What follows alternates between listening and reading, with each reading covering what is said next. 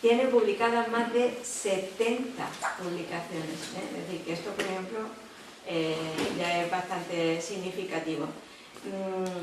Tiene investigación histórica, tiene ensayo, tiene narrativa, tiene poesía, tiene letras de flamenco, tiene muchísimas cosas también relacionadas con el mundo periodístico, etc., ¿no?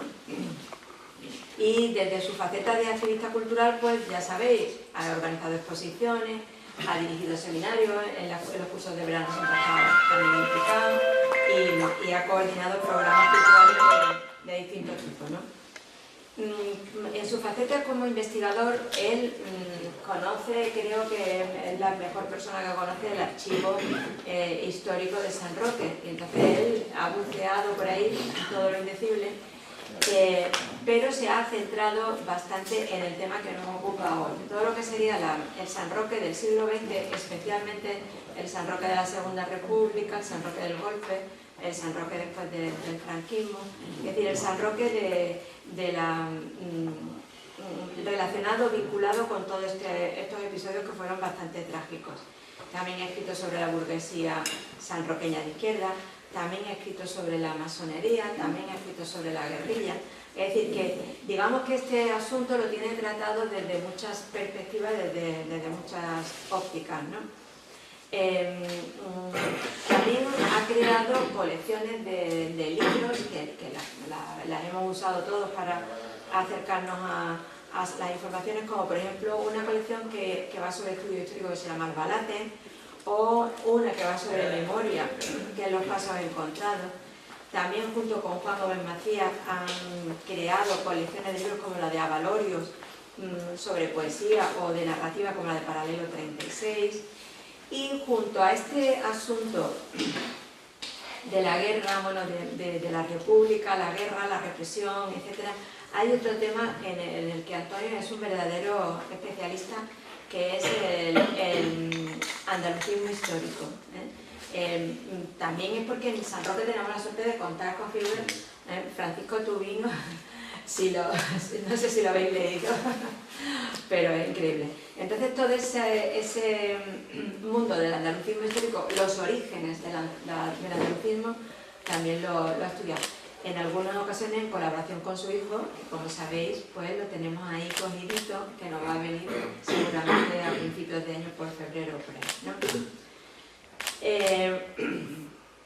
Como periodista, pues también ha tenido una faceta importante, porque fue además presidente de la Asociación de la Prensa, también de la Radio Alameda, el gabinete de prensa del Ayuntamiento de San Roque lo ha llevado durante bastante tiempo, específicamente lo de los cursos de verano, pero también las noticias que se van generando en el Ayuntamiento, etcétera, o en el municipio, también él da cuenta de esas noticias. Y luego también fue el director de una revista que se llama Revista Laci, que también fue muy interesante ese proyecto. ¿Cuántos números son? Sí. 4 números de la revista Laci, y es como muy abierta, hay artículos de distintas disciplinas, ¿no? Y bueno, pues como periodista también ha escrito libros sobre la prensa en San Roque, por ejemplo, o periodista de pueblo, etc. Y bueno, como sabéis, pues también es cronista oficial de San Roque desde hace más de 20 años. He traído estos 2 libros que los tenemos aquí en la biblioteca porque específicamente van sobre el tema que hoy nos va a ilustrar, pero en muchos de otros libros suyos también aparecen episodios relacionados con este asunto. ¿De acuerdo? Bien, pues esperemos que después tengamos un buen debate, porque el tema da para mucho. Bueno, pues buenas tardes, gracias Margarita por tus palabras y bueno, gracias también por vuestra presentación que tenemos. Bueno, a mí me invitó Margarita, la asociación, para hablar de esta cuestión, de la guerra civil, principalmente del tema de la represión. Y bueno, pusimos por título ese de vísperas de la gran represión que tuvo lugar en San Roque en aquella fecha tan trágica. Bien, pues en esa víspera está marcada por la victoria electoral del Frente Popular, que hace que vuelvan los ayuntamientos de izquierda que habían sido cesados a raíz de todo el movimiento revolucionario de octubre del 34 y que prácticamente cesan a todos los ayuntamientos de izquierda, que eran los que habían ganado en las elecciones municipales. Ese retorno, además, está avalado por el gran triunfo que obtiene el Frente Popular en San Roque, que tiene 3.148 votos por 482 del Frente Nacional. Y bueno, y finalmente la Falange, que solamente obtiene un voto en el municipio de San Roque. Destaco lo de un voto porque después veremos cómo la Falange crece como la espuma a raíz de la guerra civil, ¿no? Prácticamente en todo el territorio español.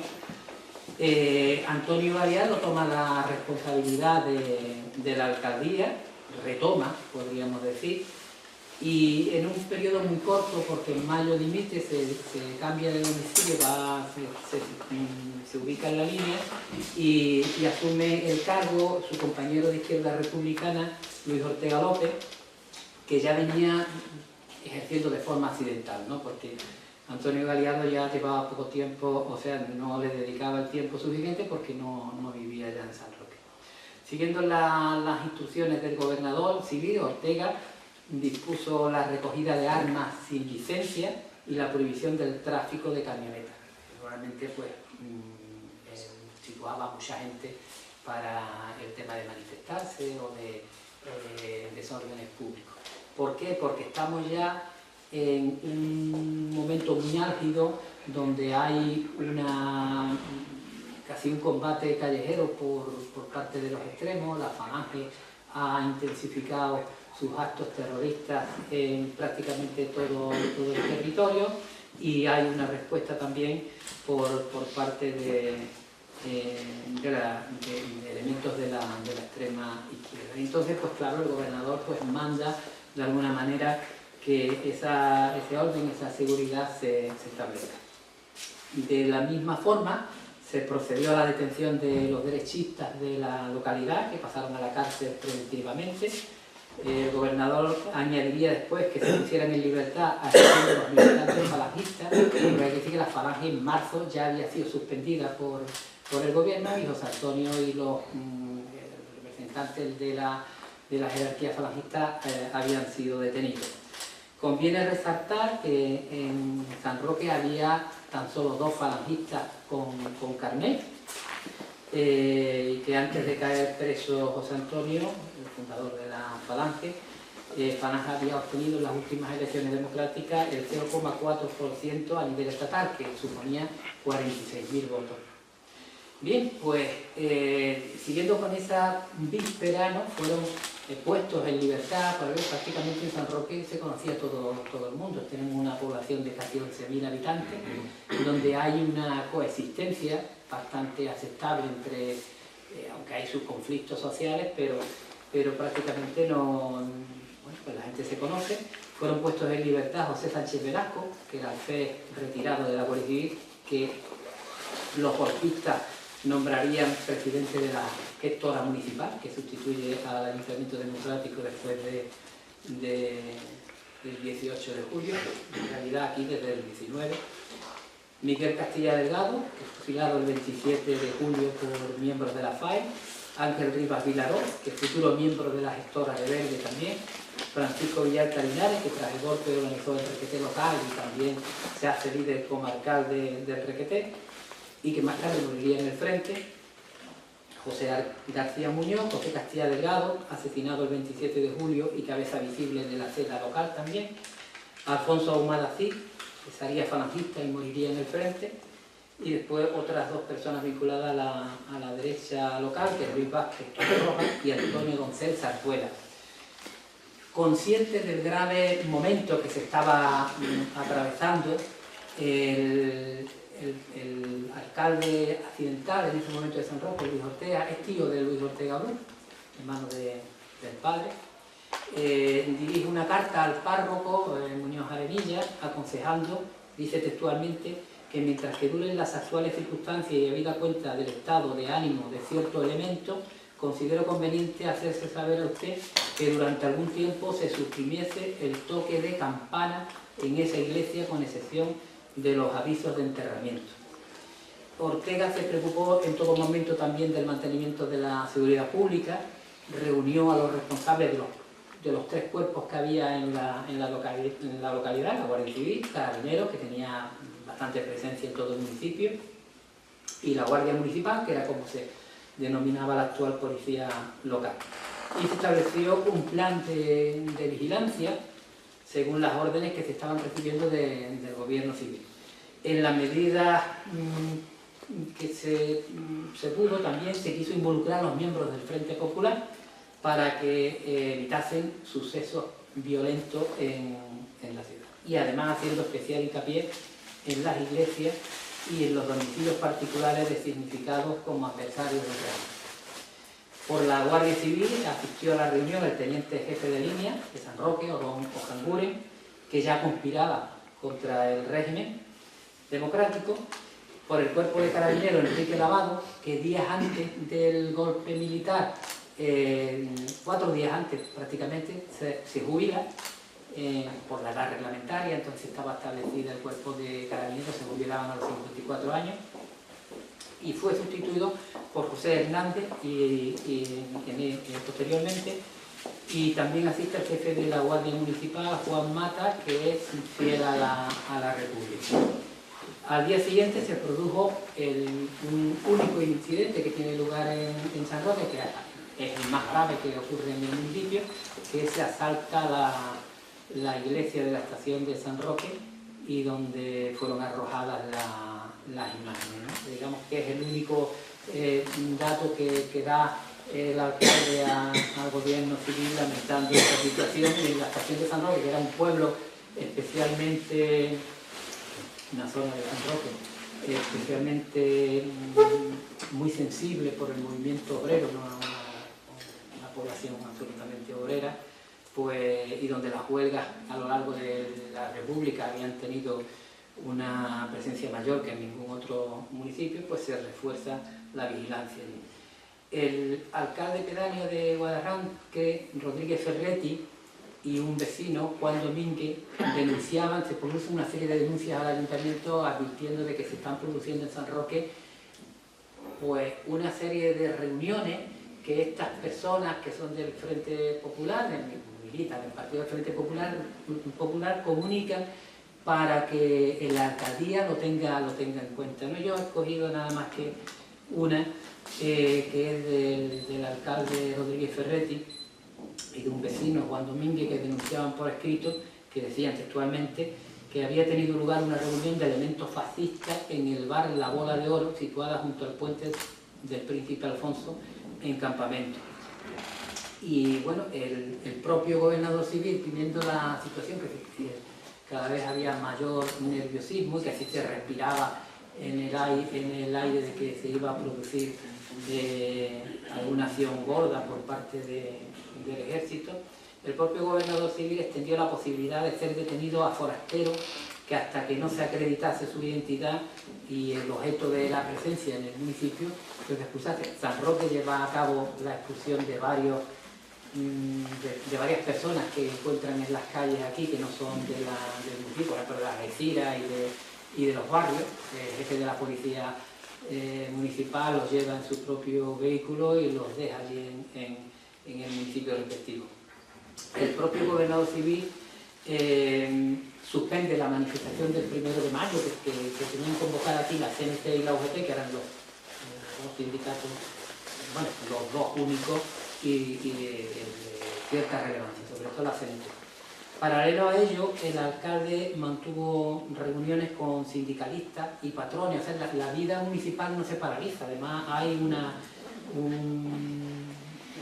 plan muy bueno por parte del ayuntamiento. Se empiezan a repartir los jornaleros en paros en las fincas mediante una reunión previa con los patrones, con los propietarios, para no crear un problema de ocupación, de acción directa que pudiera alterar también el orden, y aunque es verdad que hubo algunos propietarios, labradores de importancia que sí pusieron inconvenientes a esa política, y se estableció, que empezó a estudiar una tasa especial que grabase bueno, pues la ganancia de los terrenos rústicos más importantes, y que se pensaba que recaudaría en torno a las 40.000 pesetas, que sería destinado a paliar el paro obrero, ¿no? Esto estaba ocurriendo en esos momentos, y bueno, pues en esa situación, digamos que está en la víspera del golpe, en San Roque, que digamos se llevaría a cabo con un día de retraso del famoso y emblemático 18 de julio, ¿no?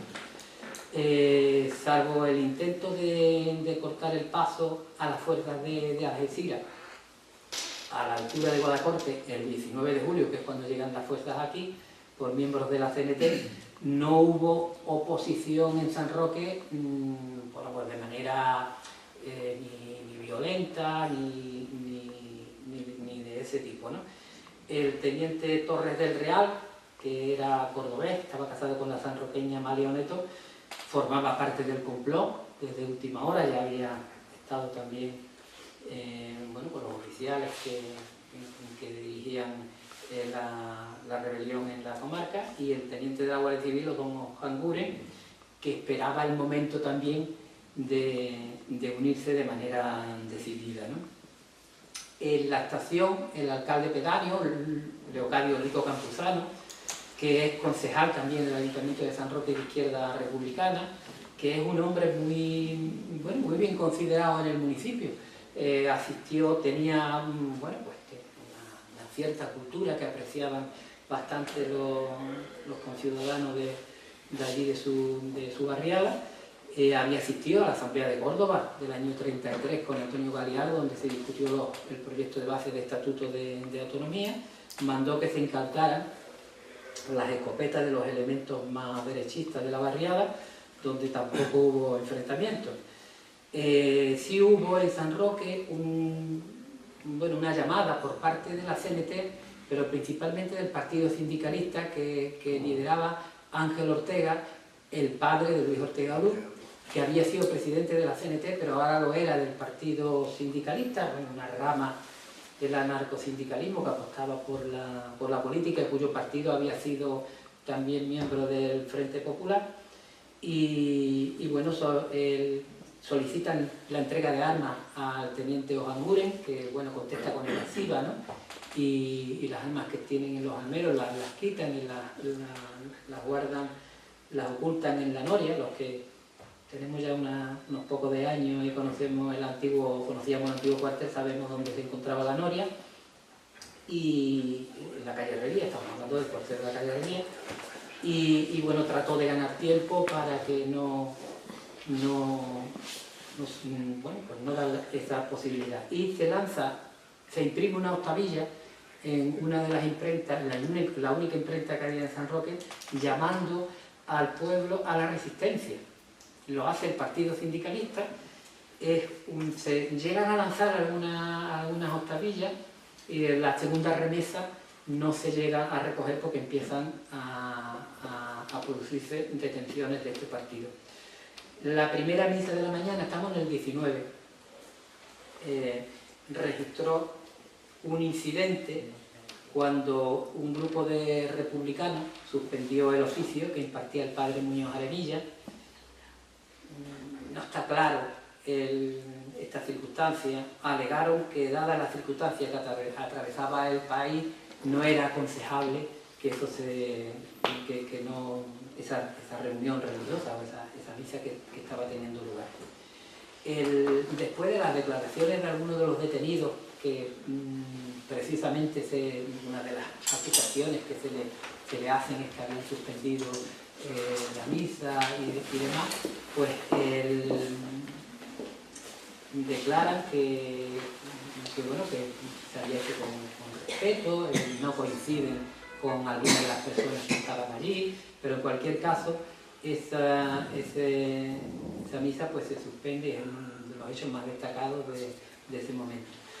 El comandante de regulares, Amador de los Ríos, que después muere también en el frente, con el labor de regulares número 3 de Ceuta, es el que ha llegado a decir, es el que se desplaza aquí a San Roque, porque aquí no se ha declarado el estado de guerra, ni el 19, ni hay pensamiento, no hay ningún movimiento militar. Los militares están a ver si aquí llega alguien que es el que digamos, les anime. Hay una cierta vigilancia del sector civil, de los sindicatos, con respecto a los militares, y los militares que están en los cuarteles manteniéndose a ver por dónde están las cosas. Aunque los jefes militares, salvo el Brigada Hernández, todos están implicados en el golpe. Todos forman parte de la trama golpista en el campo de Gibraltar. No se ha leído el bando de guerra, que lo hace el teniente Coloma en la Plaza Mártires de Jaca, que es la actual Plaza de Andalucía, y asimismo se ordena la presencia de todos los conductores civiles. Varios de estos conductores no se presentan y finalmente se van a Gibraltar. Yo llegué a tener contacto con algunos de estos conductores que pertenecían a determinados sindicatos.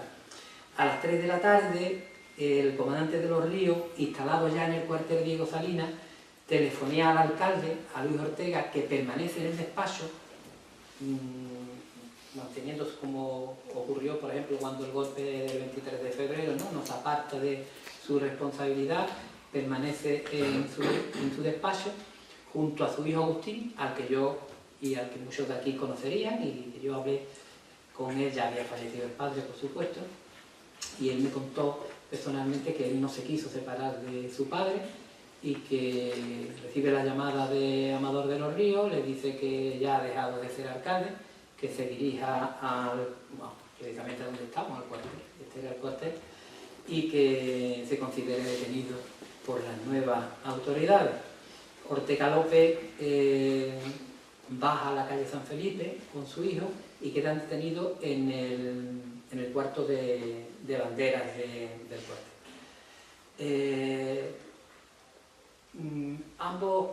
Ambos, porque también el hijo queda detenido. Y bueno, pues milagrosamente el día 27 de julio, cuando se producen los fusilamientos aquí en el muro del cuartel, van a salvar la vida, porque bueno, hay una serie de mediaciones que sería muy largo de contar, pero finalmente pues las amistades pesan mucho para que, en otros casos no, pero en este caso para que salvaran la vida.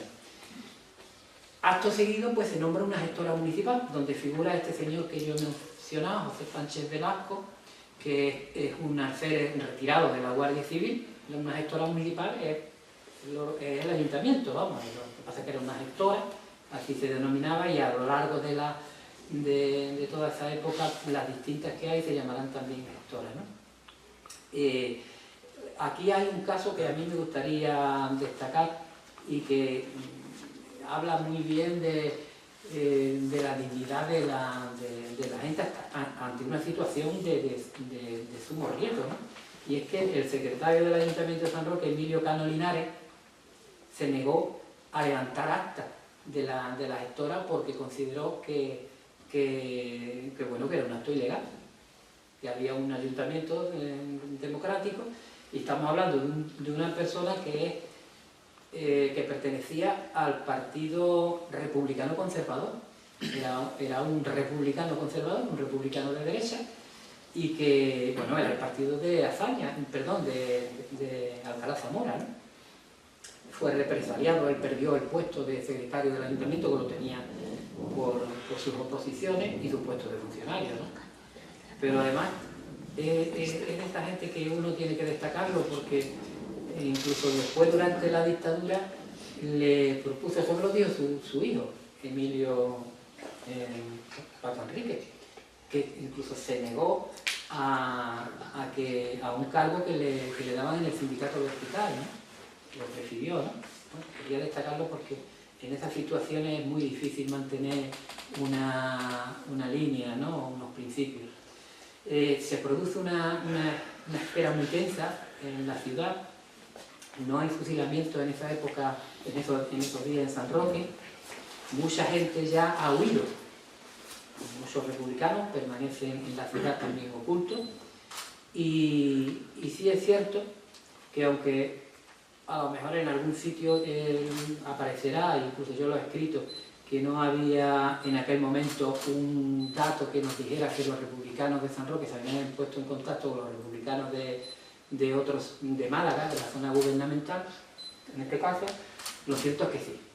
Hubo una reunión en el café de Pascual Molina. Pascual Molina era concejal del Ayuntamiento, del Frente Popular, y es una reunión que es en el café de él, allí a la entrada de calle Málaga, y encontraba, era un café muy conocido, y allí se celebra una asamblea clandestina ya, porque ya los militares se han hecho cargo de la situación, y se comunica a Málaga.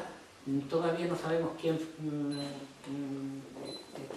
fue los que actuaron de enlace, de la poca protección que hay militar en San Roque y se disponen a facilitar la llegada de los republicanos que de alguna manera establezcan nuevamente el orden constitucional, ¿no?, de lo que hasta entonces se había dado en la ciudad.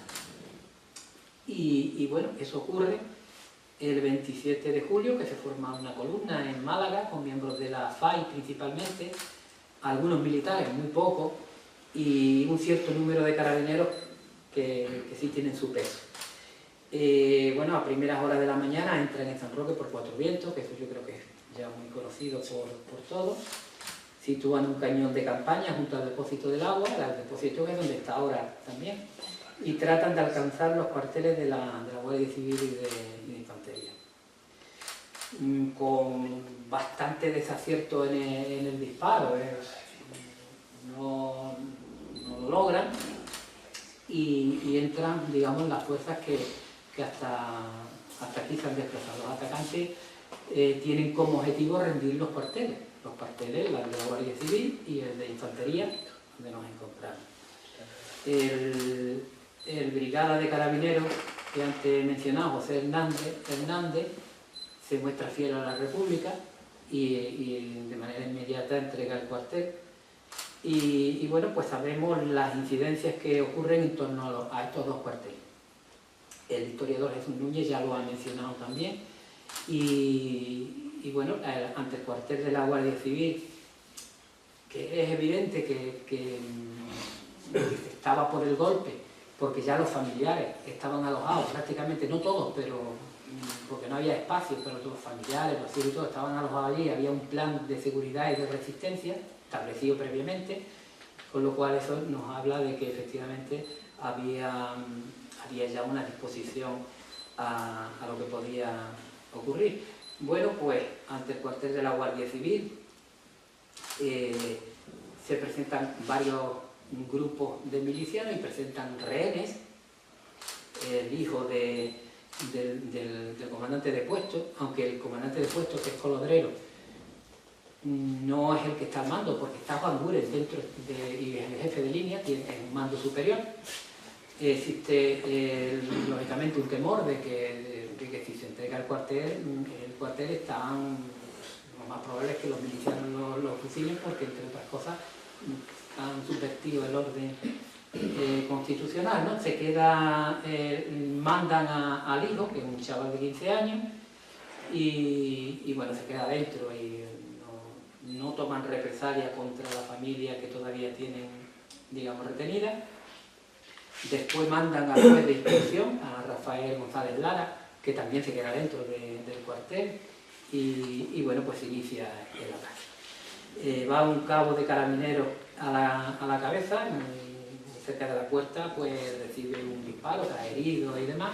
Hay un repliegue, hay un nuevo ataque que casi se penetra en el cuartel, pero Juan Guren coge una granada y la tira, dejando fuera de combate a los milicianos que se vienen. Ahí estuvo casi a punto de tomar el cuartel, y bueno, pues los guardias se situaron lógicamente en las ventanas, los familiares con colchones y demás, y esa fue la situación. Y aquí en el cuartel el teniente Ojangure contó con 9 números que tenía, más Juan Colodrero, que era el comandante de puesto, y estuvieron cercados hasta que llegaron los regulares.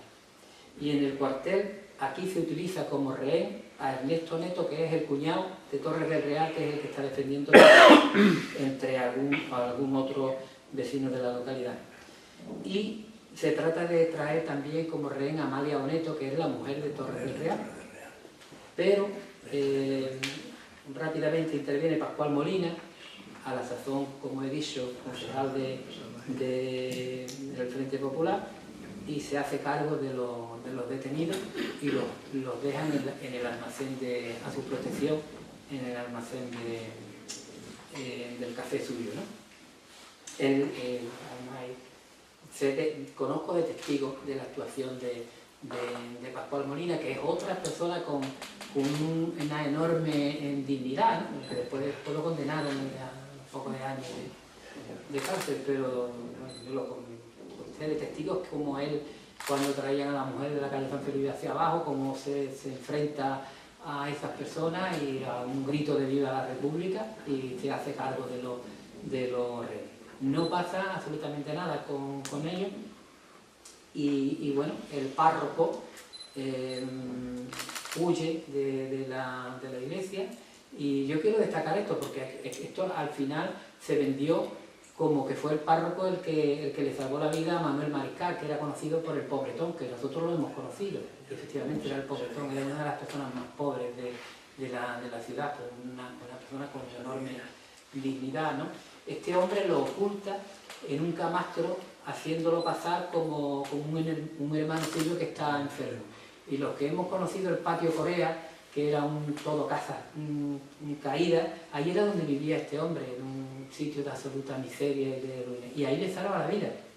Aunque después, bueno, pues se trató de vender que fue todo lo contrario. Desde la Telefónica, antes de ser ocupada, porque fue ocupada por un grupo de carabineros, la telefonista hace una llamada a la comandancia de Algeciras y bueno, comunica lo que está pasando aquí, que ha habido un ataque, que los cuarteles están cercados, etcétera, etcétera.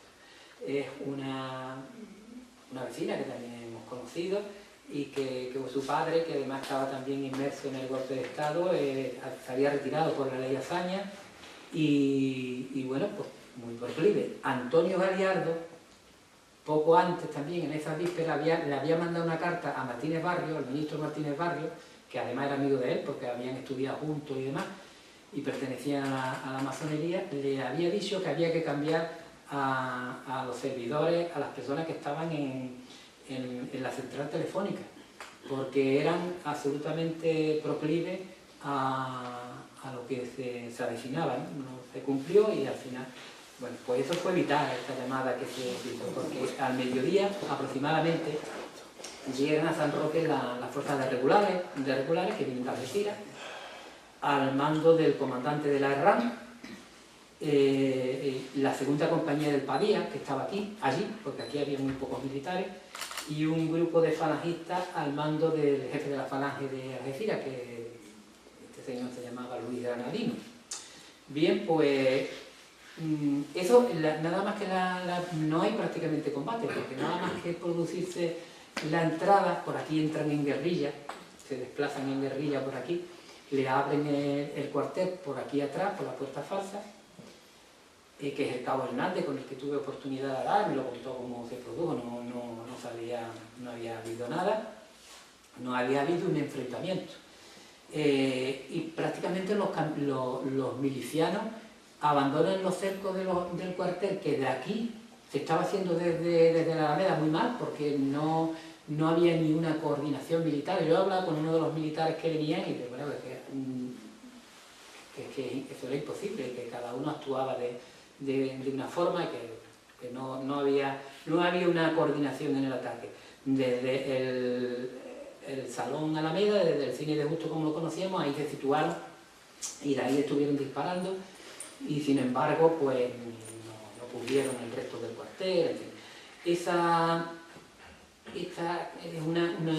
En esa misma confusión muere un comandante retirado que vivía en la calle Sol, calle Coronel Caaso, y a la altura de la entrada de la Plaza de Armas recibe un tiro de un marroquí. Es el comandante Francisco Blasco Ascuni, que además viene a incorporarse al cuartel. Sin embargo, esa muerte se la adjudican a los republicanos. Bueno, vamos, es absolutamente incierto. Los marroquíes saquean las casas y los establecimientos de los republicanos. Cerca de los Olivillos matan a Bartolomé Mateo Berenguer y bueno, en distintos puntos, por ejemplo, en la casa donde yo he nacido, matan también a la persona que allí vivía, a Bernardino Robero. Por nada, porque cuando entraban los marroquíes por allí, que habían detenido a algunos trabajadores de la panadería cercana, pues este hombre movió la ventana, parece ser que para pedir agua, según me dijo su hija, porque probablemente no sé si estaría bien de la cabeza, y recibió un disparo que lo dejó muerto. El grito de que vienen los moros constituyó un aviso de terror inmediato, ¿no? Un salvavidas también para muchos, e incluso para personas de derecha que permanecían detenidos, ¿no? Por el antiguo alcalde monárquico Undémaro Alcaide, o el farmacéutico José Ahumada, entre otros, ¿no? Y al cabo de los años me enteré quién había realizado, era un empleado que se llamaba José Chicón, que era de la recogida de basura, quien se dedicó a anunciar por las calles a voces que vienen los moros, ¿no? Y pues a él le debe la vida a muchísima gente en este pueblo. Luego supe que marchó a Málaga y tras la caída de Málaga fue detenido y estuvo preso en el cuartel de la Falange de aquí. Pero bueno, pues probablemente en agradecimiento alguien le abrió la puerta por la parte de la calle Málaga. El cuartel estaba en el casino, estaba en la calle San Felipe, y por ahí pudo huir.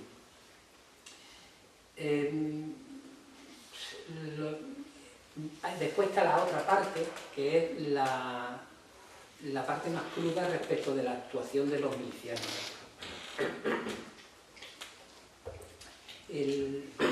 Yo soy de la idea que no todos los grupos de milicianos actuaron igual. Después, analizándolo, cada grupo donde se situó en la población, ¿no? Pero al final todo el mundo pagó por lo mismo.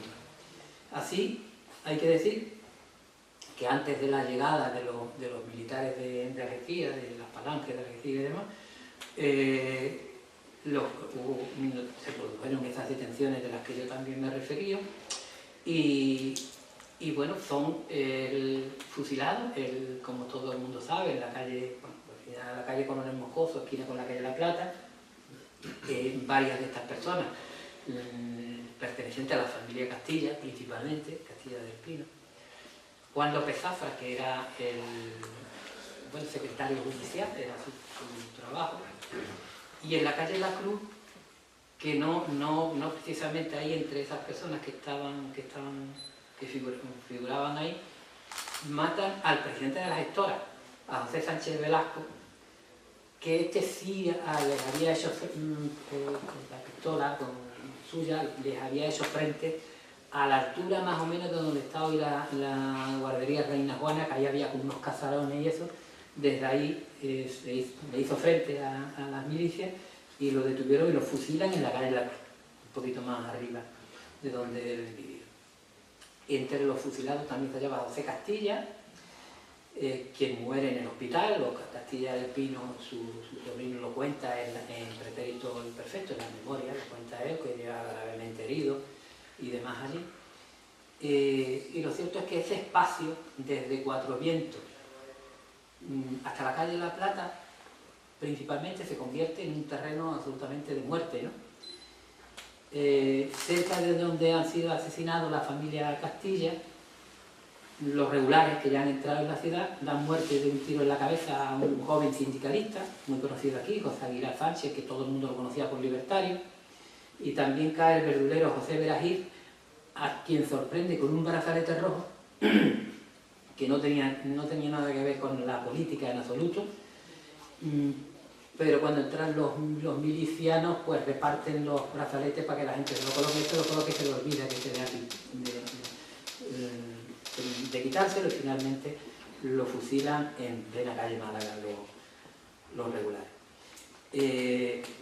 Bueno, pues con ese mismo brazalete le ataron las manos y lo mataron. La represión de las fuerzas rebeldes pues fue inmediata.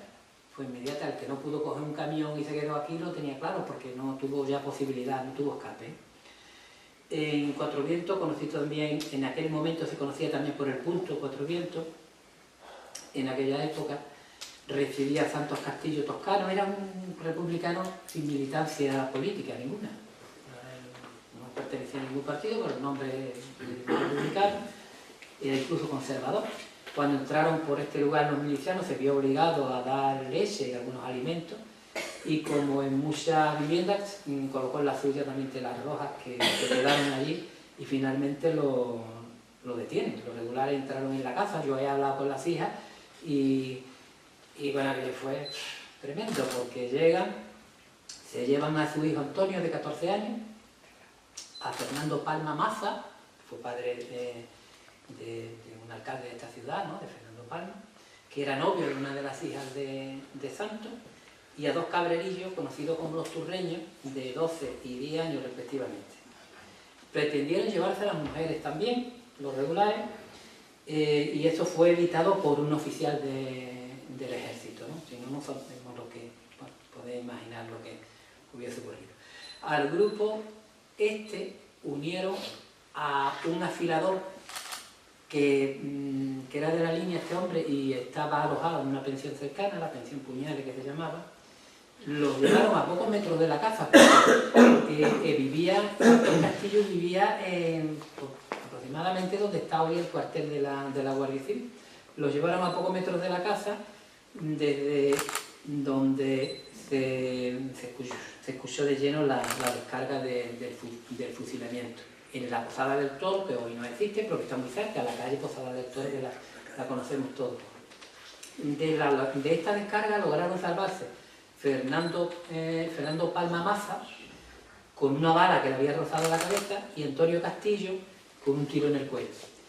Corrieron rápidamente hacia el hospital municipal, que estaba ya prácticamente a tope, donde estaba, por cierto, Carmen Bru, que se había colocado su brazalete y estaba sirviendo de enfermera, estaban los médicos de aquí de San Roque atendiendo a los heridos, lógicamente de todos los, tanto de un lado como de otro, como es lógico, y bueno, y las religiosas los ocultan allí en el hospital, donde reciben pues la primera cura, digamos.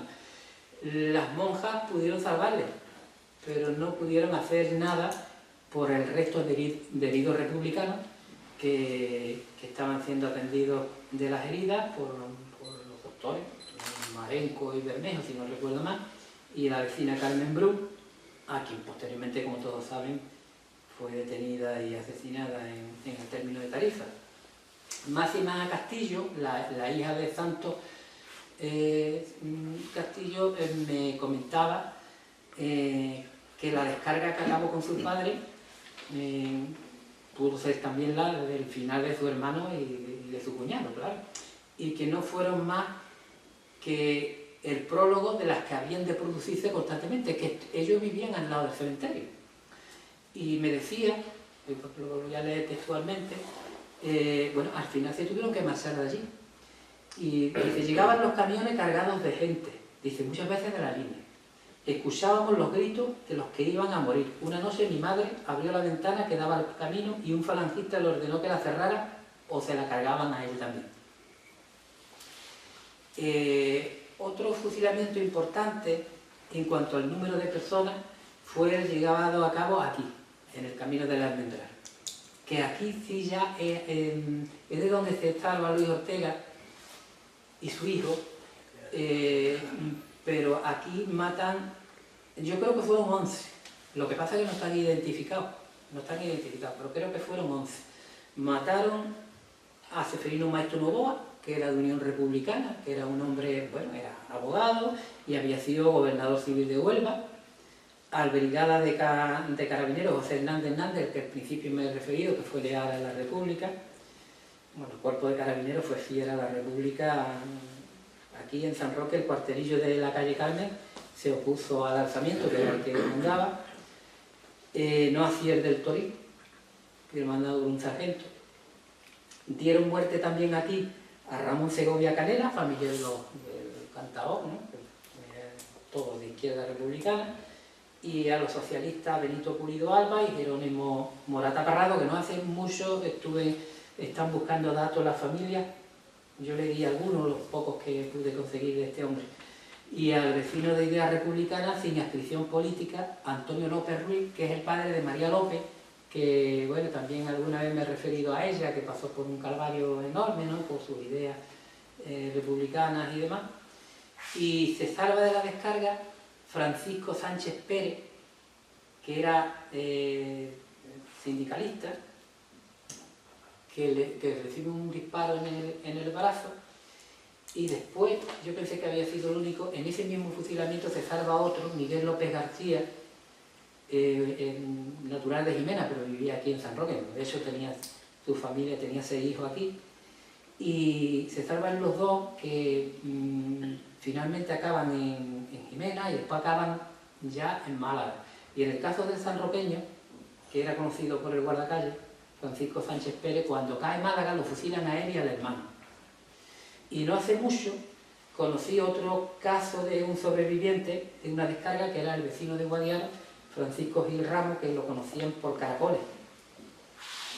Esto ocurría, pues, bueno, no...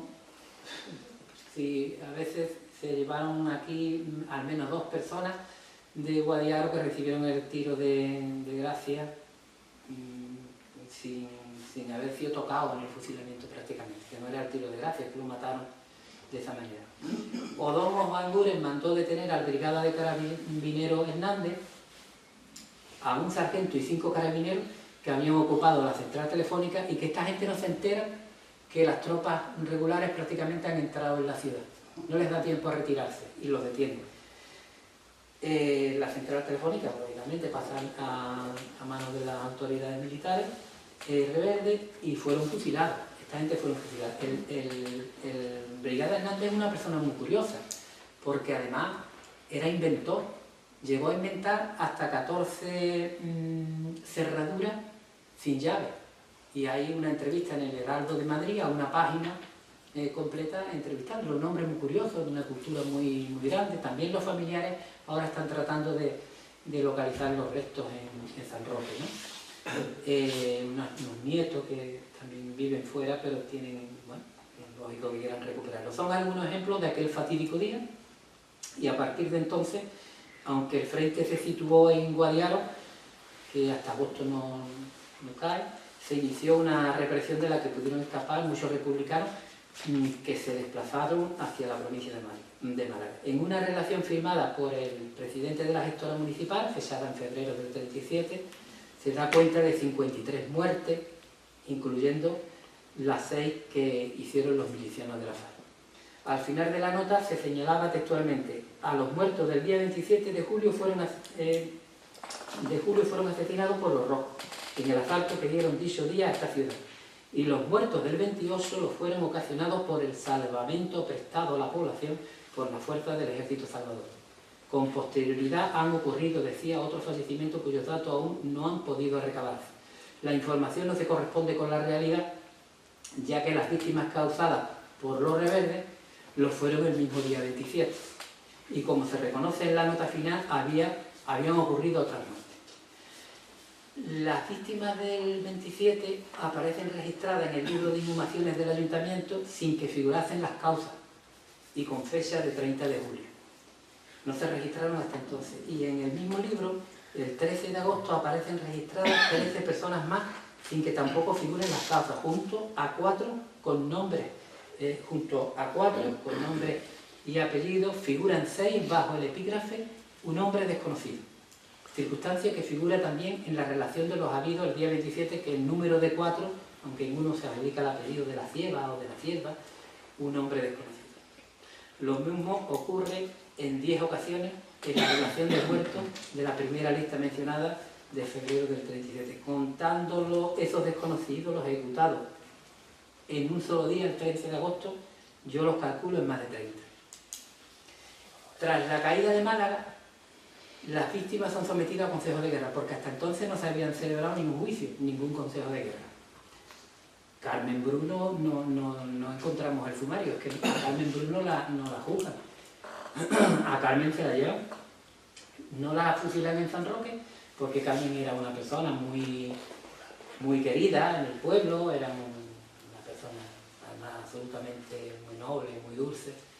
Y finalmente Torres del Real no quiere fusilarla aquí en San Roque y acaban fusilándola en Tarifa.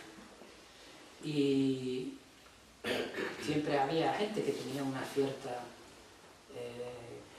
conciencia, ¿no? Tras la caída de Málaga es cuando se producen los consejos de guerra, ¿no? Aunque en Campamento y Puente Mayorga, Guadarranque, la Falange sigue actuando por su cuenta. La Falange es muy fuerte allí porque está muy vinculada a la de la línea, en realidad es la de la línea.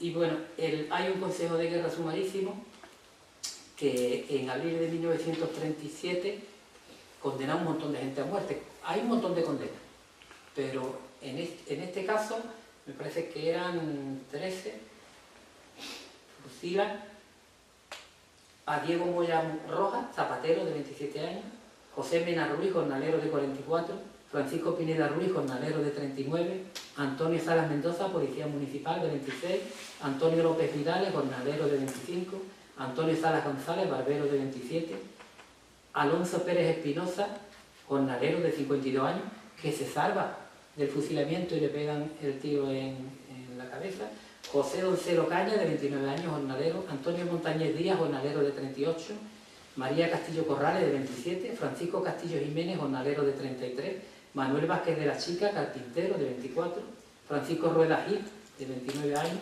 José Mena, de 24 años, y Diego Moya Rojas, de 27 años. Llamo la atención de María Corrales, de 27 años, porque la historia de ella, al final,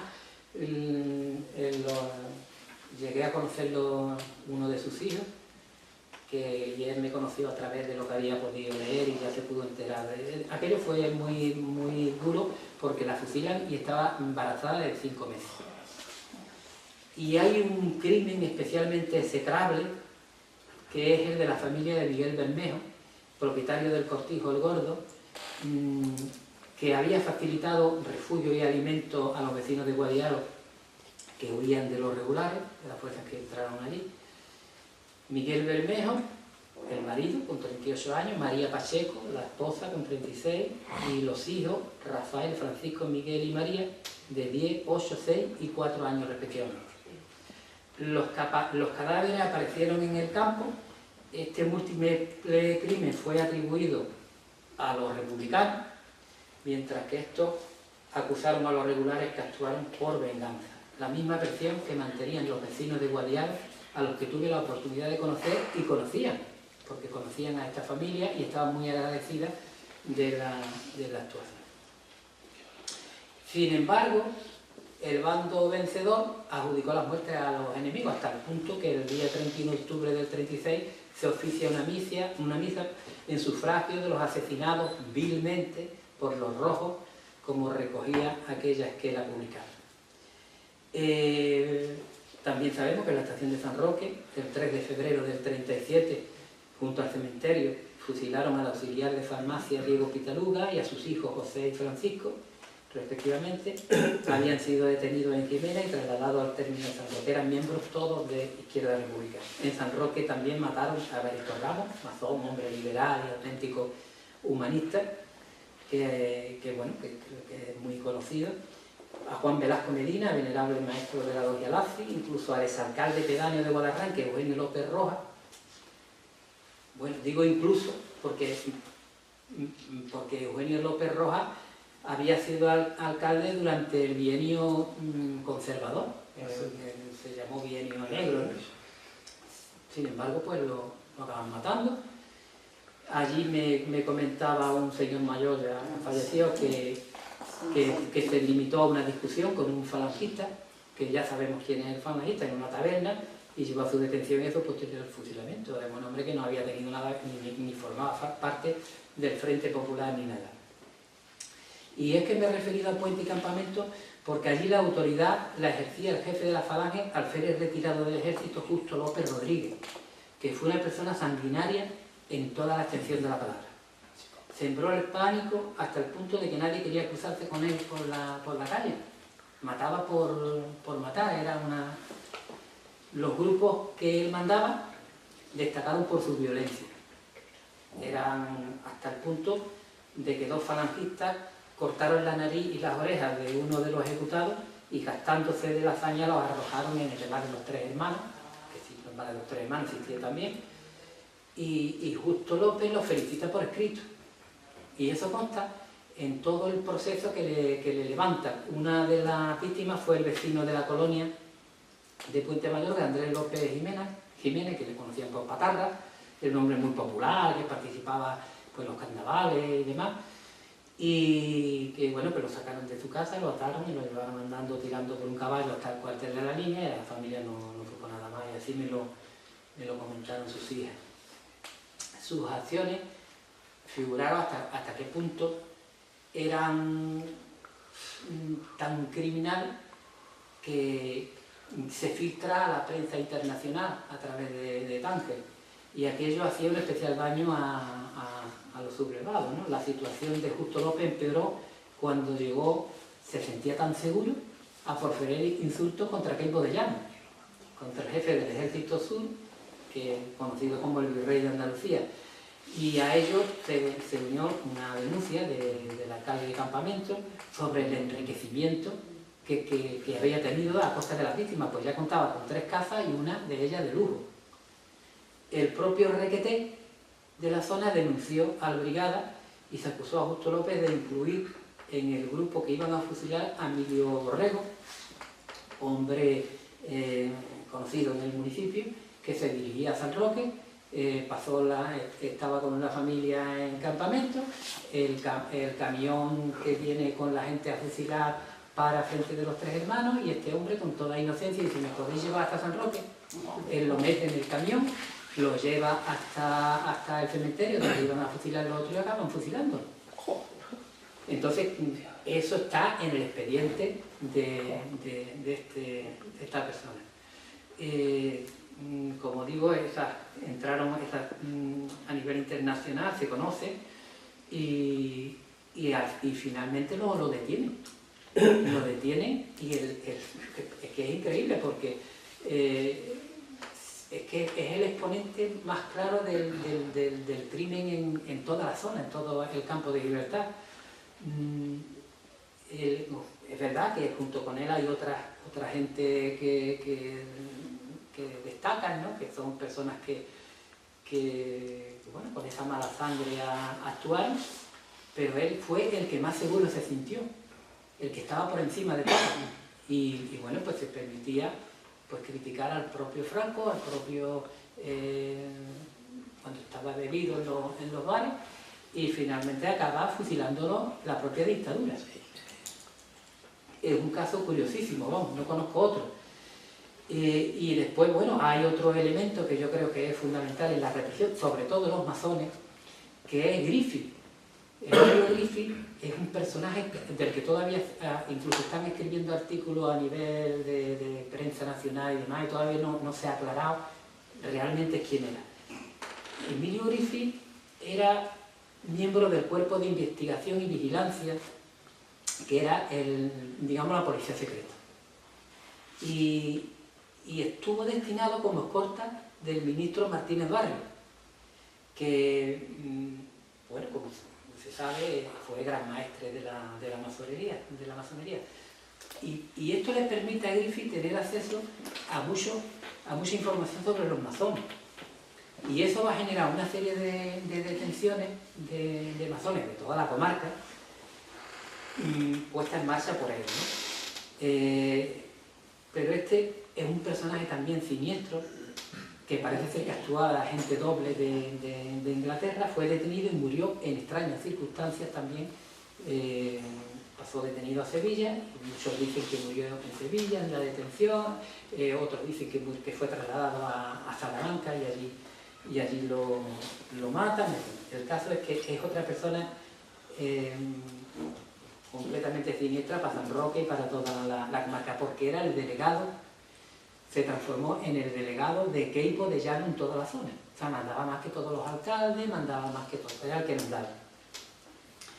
Y bueno, incluso hasta la represión es tan gorda contra la masonería en San Roque y en el Campo de Libertad que hasta la prensa Solidaridad Obrera cita directamente a San Roque, donde la mayoría de los masones fueron detenidos y llevados al cuartel de la Falange que estaba montado en el castillo. Y es tanta la desesperación de algunos de los hijos de estos masones que para salvar a su padre acaban alistándose a la Falange. Y algunos participan en la toma de Marbella. Vamos, yo he hablado con algunos de ellos y es que fusilaban a mi padre. Entonces, estas eran las situaciones que se vivieron. Bueno, yo para finalizar, la represión evidentemente no se limitó a la violencia física. Las profesiones que más sufrieron a nivel general fueron la de periodista y maestro.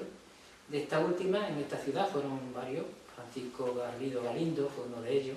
De él se informaba que se ve que recibió una educación religiosa y moral, pero se desatendió en el ejercicio de su carrera de estos sanos principios, afiliándose sin duda alguna, dice, a determinados partidos políticos del Frente Popular, obedeciendo ciegamente a los dictados tendentes a desarraigar de su conciencia todos aquellos principios que le habían marcado sus profesores. Alfonso Rabanillo, Viriato, Castelli, una serie de que además Margarita está haciendo un estudio muy interesante en torno a esa cuestión. Y a esa represión se unía la vejación que sufrían los familiares de los militantes republicanos, aquí, los que se quedaron aquí. Bueno, ya alguna vez he citado el caso de la familia Ortega Bru, ¿no? Que sería, si una familia que padeció de una parte especial la violencia por la parte de la derecha fue la familia de Castilla del Pino, por la parte de la izquierda la de Ortega Bru, familia Ortega Bru que no tiene por dónde cogerse, ¿no? Le matan al padre, a la madre, Luis Ortega lo condenan a 3 años de prisión, y cuando se celebraba una manifestación, cuando cayó Bilbao, cayó Barcelona, por ejemplo, que se hacía una manifestación falanista aquí, pues se iba a la casa de ellos, se les arrojaba piedras, en fin, se les obligaba a saludar, a hacer el saludo fascista, en plena Alameda, en fin, o sea, después estaba esa vejación de las personas que al final eran niños, porque la más mayor era Marina. La represión en este aspecto fue también, creo que hay que destacarla también, ¿no? Es decir, siguiéndome de los informes emitidos desde el ayuntamiento y teniendo en cuenta que en la posguerra española se vendió el papel del archivo, que se consideró en un momento dado de poco valor histórico, porque claro, había la escasez que había de papel, de celulosa, de todo, desaparece una documentación muy importante. Y también desaparece, ya en una época más cercana, cuando se produce la transición política, hay una quema de documentos aquí también, de la que no se ha hablado mucho, pero que se produce en la Secretaría Local del Movimiento. Y que desaparecen fichas y desaparecen muchas cosas, pero claro, son documentos que se han perdido ya. Después, bueno, la incautación de bienes alcanzó también no solamente a la pequeña burguesía de izquierda, sino a gente, a familias de los más humildes, donde se lleva un ropero, por ejemplo, o una cosa de decoración, además que vienen los listados, o sea, que no es... Y después también la inhabilitación de gente, bueno, pues de la talla, pues Antonio Gallardo, que era un abogado de enorme prestigio, ¿no? Porque fue además uno de los actuantes políticos en el estatuto de autonomía. Y por falta de incorporación a fila en el Ejército Nacional aparece también un número de vecinos importante. Y de juicios militares en activo, conté cerca de 50. Hay más de 60 informes sobre prisioneros procedentes de batallones de trabajadores.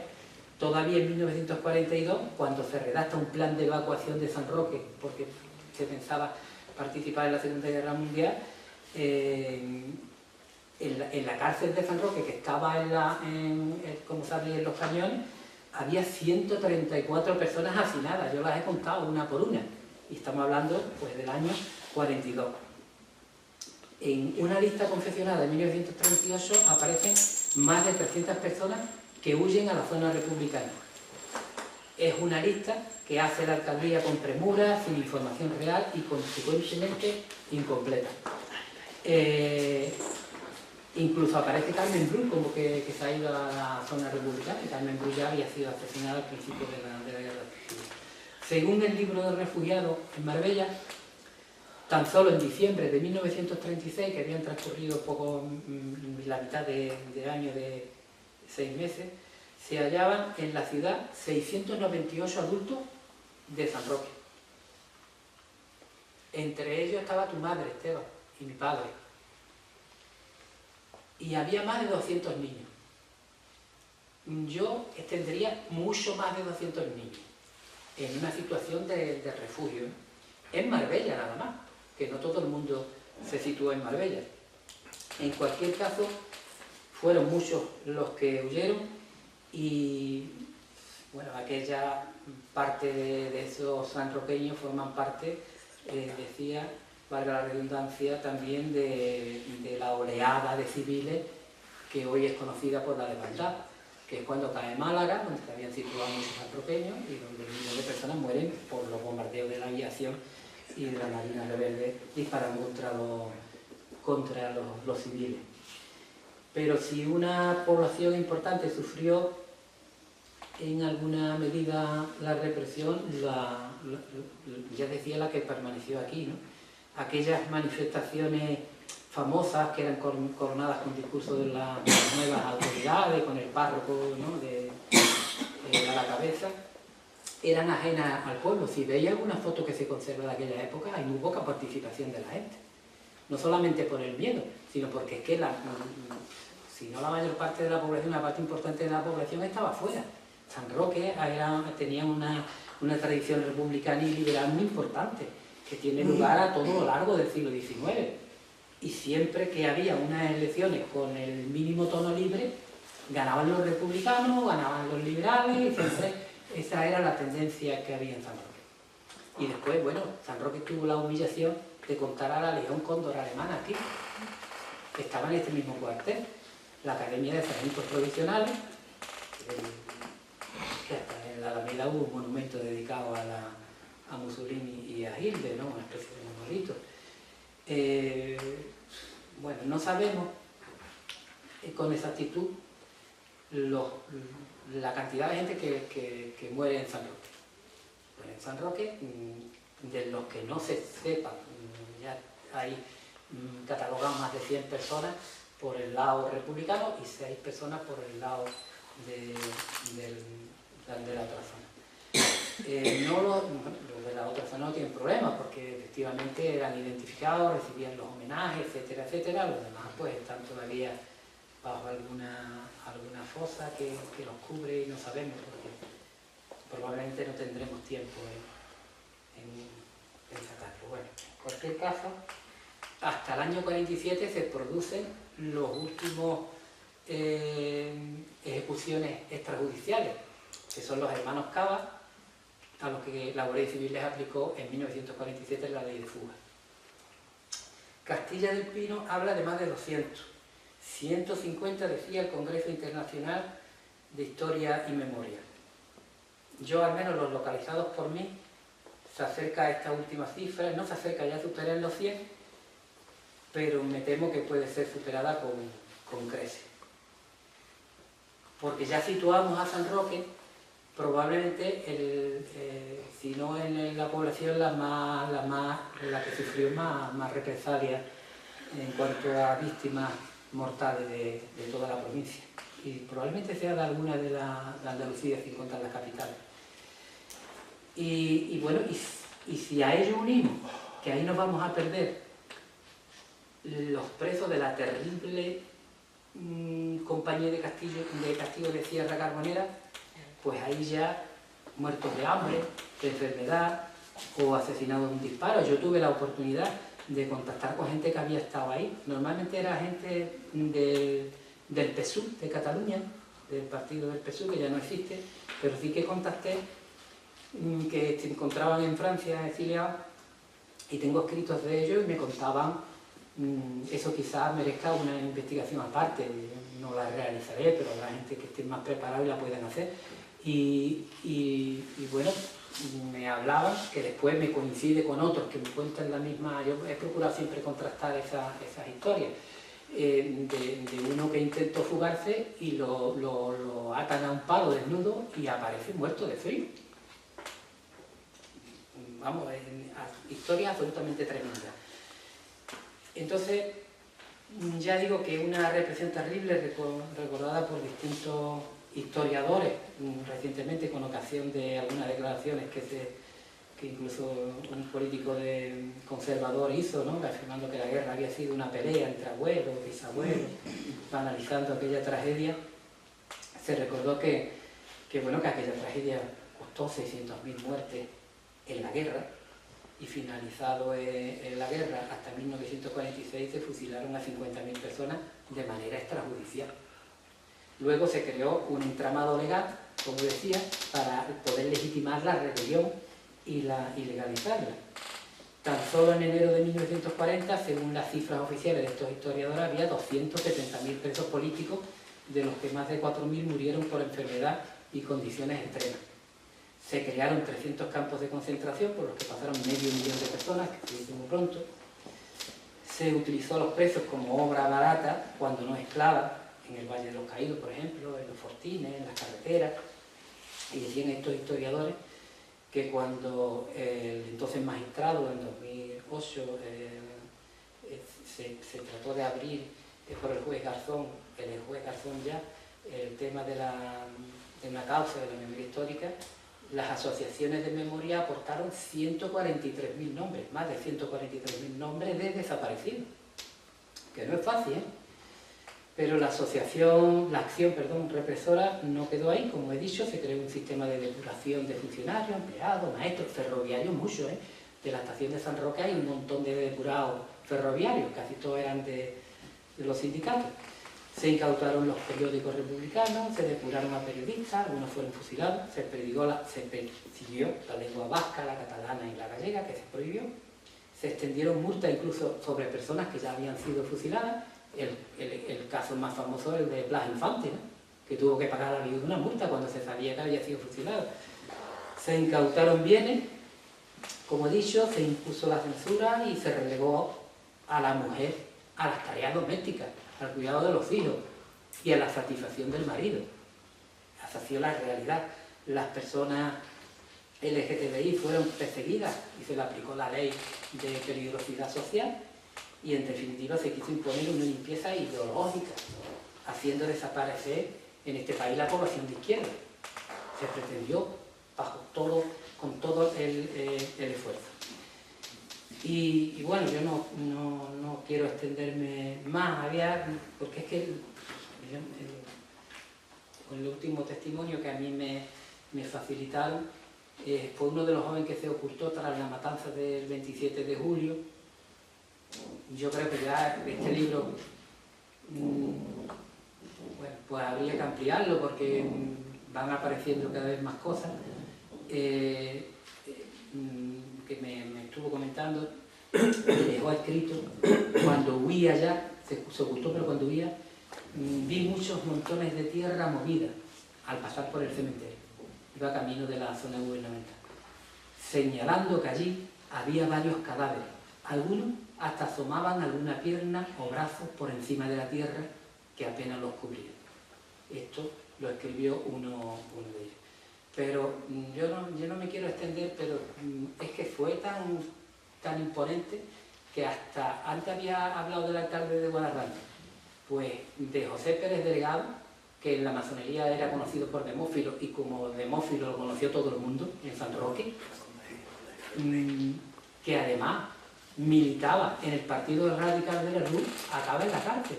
Que además este hombre, que fue muy valiente, fue el que evitó que el Nazareno se lo llevaran en el año 55. Pero además tuvo el coraje, porque claro, no lo podían detener porque coincidía el nombre y los apellidos con otro masón, y consideraban que habían cerrado el caso. Y Demófilo, que además era un hombre, pues era creyente también, fijaros el informe que le hacen. Dice, pertenecía y militaba en la masonería, eso sí es cierto, cuyo apodo es el nombre simbólico que usaba Demófilo. Dentro de esta asociación. También militaba en el partido de la UGT, y en la CNT, o sea, en los dos. Además en el Partido Radical Republicano, que sí es cierto, de centro derecha, de la RUC. Si bien este individuo, cuando las últimas elecciones estuvo trabajando por la mañana a favor de las derechas y sin cambio después por el Frente Popular, cuando él fue apoderado del Partido Radical. O sea, pero es que estos informes al final le costaban la vida a una persona.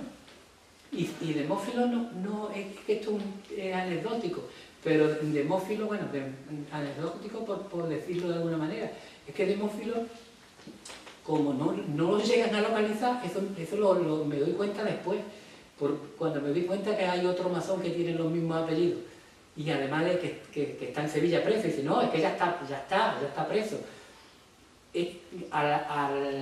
Al dirigir los mítines que se organizaron aquí en el año 55, que ya tuvo valor este hombre, para que no se lleven el nazareno, se dan cuenta de que quién es este tío que está alterando el orden aquí. Y entonces se dan cuenta de que es él. Y entonces cogen y lo procesan. Pero ya ha pasado un montón de años, porque eso ya no ocurre hasta el año, en el 55 fue lo del nazareno, pues años posteriores, ¿cuántos se dan cuenta? Que le ponen una vigilancia y dicen, este es el que no hemos localizado. O sea, y era un hombre de derecha, republicano de derecha, de centro derecha, ¿no? Por eso digo que bueno, que es una historia dramática, y bueno, pues nada más. Una cosa era los prolegómenos de todo lo que ocurrió, y después de lo que ocurrió, y hay un trabajo por delante que lo están haciendo las asociaciones memorialistas, y que bueno, pues que ojalá haya suerte. Es lo único que os puedo decir. Perdonad si me he extendido mucho, pero bueno. Muy bien. Pues nada. Muchas gracias. Porque la pared última del cementerio es la que daba, bueno, ya incluso se ha construido parte del cementerio, pero es la que daba a la gaviota. Ahí es donde fusilaban a la gente, Pues, en la parte de atrás del cementerio. Pero bien es verdad que por testimonio hablaban del segundo patio, de lo que entendemos por segundo patio antiguo, y ahora después de el nuevo ese. Y ahí parece ser que hubo una fosa. Cuando se hizo las primeras, ahora están haciendo otras, yo no tengo información, no puedo saber cómo, sé lo que ha salido en la prensa nada más, pero en esa fosa que se abrió ahí, yo coincidí con el arqueólogo y digo, ahí vas a encontrar muchos restos humanos, pero es que ese era el patio donde enterraban a los posteriores, claro, a los que morían fuera de la religión católica, al que se ahorcaba, que entonces y entonces iban ahí, y efectivamente ahí aparecieron el resto de Nueva Realidad. Pareció uno que iba... Y a mí eso esa persona que apareció, que era un hombre joven, sí. un hombre joven, fuerte, que había sido atado con unos cables, unos alambres, exactamente. A mí lo que me extraña, porque normalmente las sacas de prisioneros para fusilarlos eran por grupo. Claro. Es muy raro que además en una sola fosa estuviese ese hombre, pero está claro que lo fusilaron. Sí. Yo tengo mi propia teoría respecto a eso, pero yo me imagino que harán las pruebas de ADN y eso. Ahora hay muchas familias que están detrás de conseguir que... Pero... Y después incluso en el primer patio, ya después también leyendo algunos apuntes, yo hace mucho tiempo que la verdad que no miro estas cosas, ni nada de eso, pero lo cierto es que en la primera fosa, unos familiares de maestro me dijeron a mí, o sea, en el primer patio, que allí había una fosa, también. ¿En qué lugar? Porque los espacios allí también son muy limitados. es muy pequeño. ¿Dónde podría estar? Yo... Hay un monolito que habla tú que estuve hace Sí. 3 o 4 días en el cementerio y hay un monolito así en forma... Sí, troncocónica de cono, está allí, sí, están los... Sí. y que habla de los muertos de... Sí. Pero claro, ahora hay que localizarlos. Por ejemplo, los de aquí de la tapia del cuartel del Almendral, esos no se han buscado nunca. No se han buscado nunca, no, pero esa gente que se los llevaron al cementerio. ¿Se lo llevaron al Los cementerio? mataron aquí, se los llevaron y nunca vieron al cementerio. Sí, Ah. sí, esta gente se lo... Entre ellos a Ceferino Maestro. mataron a él. A Ceferino Maestro lo matan. Delante de su propio hijo pequeño, ¿no? El propio hijo de Ceferino Maestro. Claro, porque el hijo viene con él por la calle San Felipe El anterior. y cuando llega al cuartel, Ese no se sabe pues quién los es. hermanos Turreños eran niños también. No sé Eran si niños lo y los mataron. Sin embargo, además lo cuenta él, Ceferino me lo contó a mí, dice, yo iba con mi padre y él, cuando llegó al cuartel, aquí todo el general y lo separa. Y digo, vete para arriba, vete para tu casa. Yo vivía en la calle San Felipe, como tú sabes, donde estaba la Universidad Popular. El centro Alberti. Y entonces él vuelve llorando para arriba y no le da tiempo a su casa cuando escucha la descarga, que lo contó él a mí. Y esta gente los meten en un camión y se los llevan allí. Y ya se han salvado los dos que el guardacalle, que le revientan el brazo, y el otro, Miguel López, que llegan a Jiménez. Y el guardacalle le comentó a mi padre, dice, cuando a mí me fusilaron, dice, yo escuché a un soldado decir, qué cuadro, Dios mío, cuando vio a las personas que estaban allí. Él lo escuchó, y que finalmente a él acaban fusilando, porque lo fusilan en Málaga, a él y al hermano. Yo creo, aquí va a estar complicado, ojalá yo me equivoque, porque si no he visto en la prensa han encontrado algo, ¿no? Están excavando, el otro día que estuvimos Carmelo. A mí como no me han dicho nada, pues no te puedo No, porque no te es puedo todo decir. como muy secreto. la información no se puede sacar de allí. No, pero que te digo que Sí. por eso que ignoro cómo va la cosa. No, lo que vimos el otro día es que están encontrando lo que tú dices, están encontrando restos de gente que fueron enterradas a posteriori, por esos que tú dices que estaban fuera de las tumbas. Tenían que seguir bajando. De esto hará ya 10 días. Pero tenían allí un montón, nos enseñaron un montón de plástico con un montón de Alambres, alambre. pero no estaban en ningún hueso. Pero alambre suelto. Suelto. O sea, que la habían Que trasladado a estaban- otro sitio, que la habían enterrado y habían echado los restos allí y los alambres.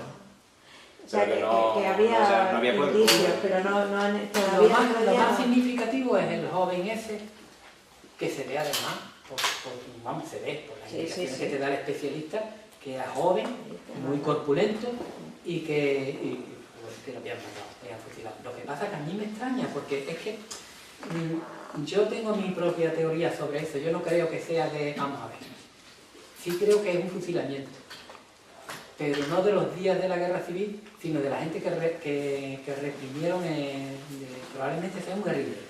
Y quizás Los guerrilleros, eso, Sí. es que ese es otro tema que lo también sacaran. está... Es más, pienso en una persona, la verdad que sería muy aventurado, eso que ya harán las pruebas de los ADN y todo eso, sería muy aventurado por mi parte, pero tengo una cierta idea de quién podría ser. quién puede hacer. Pues, y Pero se lo- vamos, pero eso es... ¿Se lo ha dicho Jesús Román? ¿Tú se lo has comentado al arqueólogo? No, porque no sé, cuando se interesen y me pregunten a lo mejor, porque yo he estado allí en varias ocasiones, pero bueno, mira, es que no sé si estará por aquí. Es que yo pongo en duda, no es que lo ponga en duda, pero mira, hay una cosa que es muy significativa. A la gente los matan por grupo. Mayor, menor. Aquí mataron a 11 y nada más que hay identificado, me parece que son 6 o 7. Es una pena, porque digo, hay que ver, es que no, a mí me da mucho coraje, ¿no? Me da mucho coraje porque digo, es que no voy a tener tiempo, ni yo no nos queda tiempo, ¿no? Y es muy injusto con ellos, es muy injusto, ¿no? Y A ver, Castilla del Pino en las memorias cita una entrevista con Antonio Pacheco, que todo el mundo, o bueno, hemos conocido aquí en San Roque, que era guardia civil, yo lo conocía ya, este hombre retirado, ¿no? Pero es que a mí dice, y siempre dice, lo entrevista y dice, era una persona que dice, a Maestro y unos cuantos más se los llevaron en un camión, estaba yo allí todavía, los metieron en un camión y se los llevaron para abajo, hacia la almendra, ya después no sé, dice, y los demás días le pregunta, y dice, sí hombre, después sí fusilaron mucho, porque ya los traían también de otras partes, de Jimena, de Castellar, y todos los que creían que habían cometido crímenes, y eso también se fusilaban. Dice, pero ahí hubo, le pregunta, pero ahí hubo varios que se hicieron famosos por los fusilamientos, Colodrero, Ruiz, Medina, son guardias. No se acuerda y le responde, Medina, sí hombre, Medina, ya ha muerto. Y Colodrero, me parece que ha muerto también. Sí, Medina, sí. Esos eran terribles, le dice. Sí, eran terribles. Esos no tenían límite y dentro de sus funciones se cedían. ¿Me comprende? Dice, ¿usted tuvo alguna vez que fusilar? Le pregunta directamente. Te voy a decir la verdad. Yo estuve 2 o 3 veces, pero tiraba al aire, Carlos, te lo juro, por mis hijos, que no los vea más. Y él le pregunta, yo sé quién, le comenta, yo sé quién es usted, Antonio. Desde niño sé quién es usted. Por eso le he preguntado. Le vi 2 veces calle San Felipe arriba, con los de Falante y otros guardias en el pelotón que llevaba varios al cementerio. Recuerdo que usted miraba hacia abajo, que iba pesaroso. Y le dice, yo tiraba al aire, mi conciencia no me permitía tirar. No, tiraba al aire. Carlos, te lo digo por la amistad y la confianza que tenemos nosotros. Yo tiraba al aire, yo no tiraba. ¿Quiénes iban a fusilar? Pues iban los guardias que había allí. Cuando íbamos nosotros, no iba la Falange. Es que yo los he visto sacar del cuartel de Falange donde estaba el casino, en la calle San Felipe. Dice, sí, iban otros días. ¿Y quién mandaba aquello? ¿El teniente Ojanguren? Dice, Ojanguren, sí. Él era el jefe de línea aquí. ¿Pero Ojanguren iba a los fusilamientos? No, Ojanguren no iba. Después del brigada Colodrero vino Casablanca, que sustituyó a Colodrero. ¿Y los condenados de dónde los sacaban? De la cárcel. Antonio, ¿cómo se comportaba la gente? Pues la gente, Carlos. Los condenados me refiero. Pues ¿cómo iban ahí? No hablaban, no decían nada, callados. Las criaturas pues sabían a dónde iban. Y ya por el nerviosismo o por lo que fuera, ni hablaban siquiera. Vamos, serían 3 veces las que me nombraron a mí. ¿Sobre qué hora eran los fusilamientos? Pues la hora eran más bien de la 1 en adelante. No comprenden, la 1 de la noche, las 2, las 3. ¿Por qué tenía tan mala fama Medina? Porque era de esas personas malas que hay, Carlos. De esas personas que uno sabe que son malas desde que nacen. ¿Cuántos fusilaban de cada vez? Pues de 5 a 6 y 4. Esto las veces que yo fui, los demás no lo vi. O sea, aquí la gente salía claro, por grupo. Y esto es un testimonio de una persona que iba a fusilar a la gente, que decía que efectivamente no disparaba al aire. Y bueno, y que por la amistad que tenía con este hombre que le pregunta, pues podía responder, ¿no? La verdad es que es tremendo, ¿no? Pero bueno, yo ojalá esta familia que a veces pues dicen, no, es que esto es una tontería, porque es que resulta que nunca se han preocupado. Se han preocupado porque es que no se podían preocupar. Claro. Es que no se podían preocupar. ¿Quién iba a una administración, a una alcaldía, donde fuera la policía, a decir, es que mire yo, mi padre, sí que se tenían que callar? Es que no podían, no había opción. Ahora cuando la hay, Si gobierna la derecha, todavía no se puede hacer nada. pues todavía nada. Tremendo, vamos. Pero es que además no se sostiene, ya no se trata ni por venganza o como siempre dice revancha ni nada, es que por humanidad, por sentimiento cristiano el que sea creyente.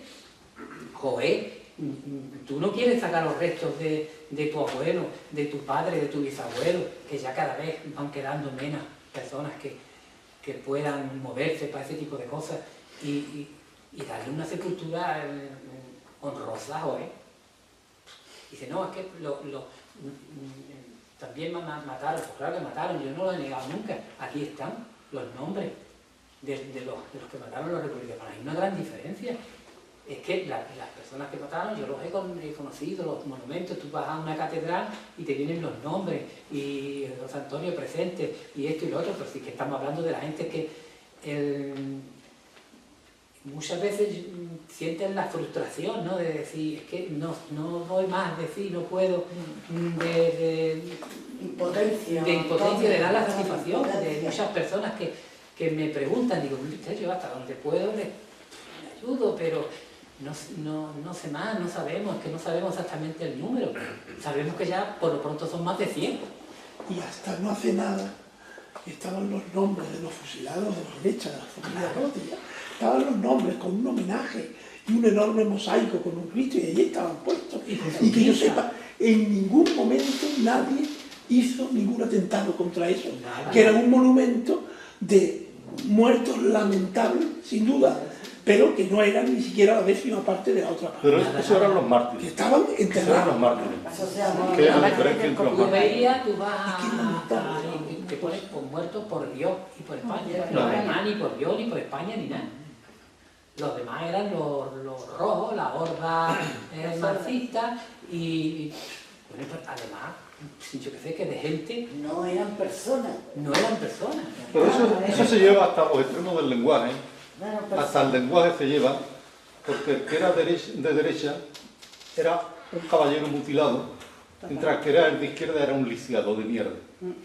A esos términos llega el lenguaje, ¿no? Y es cierto, yo como profesor de historia que he sido, lo he vivido en el instituto, por compañeros y gente que trataba de equiparar la represión.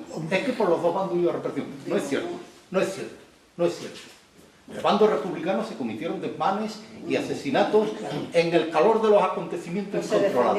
Pero lo otro fue una represión sistematizada, planificada. Prueba de ello fueron los 300 campos de concentración, entre ellos uno en Guadarranque, Guadarranque 5-1, donde mi madre me contaba cosas espeluznantes, auténticas horrores que hacían perrería, ¿no?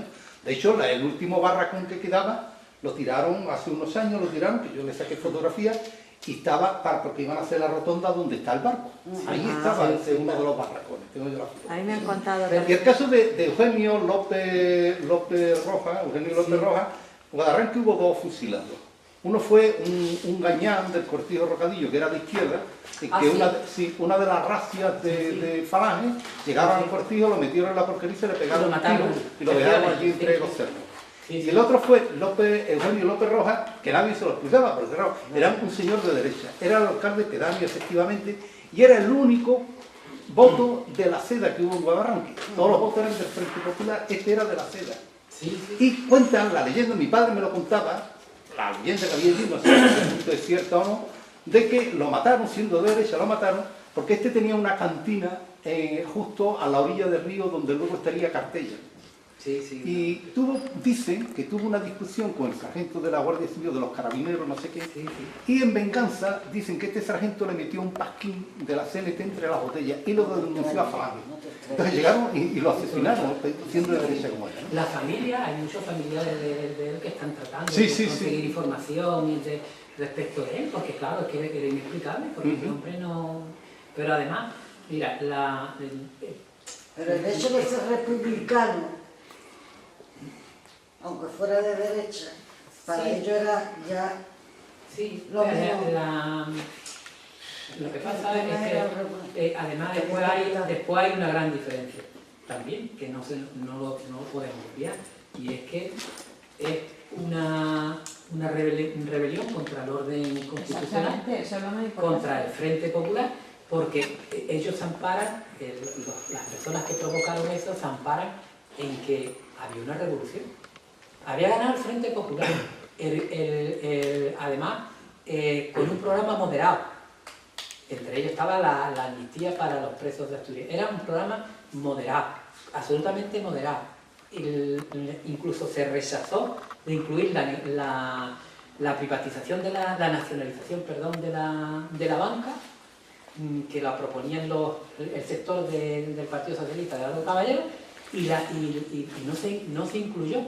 El Frente Popular tenía al Partido Socialista, al POM, o sea, todos los partidos de izquierda, exactamente, desde la extrema izquierda, y sin embargo el gobierno del Frente Popular era el gobierno de izquierda republicana y de Unión Republicana. No entraron ni los socialistas ni los comunistas, además los comunistas crecieron en la guerra, como la falange, pero no tenían representación ninguna.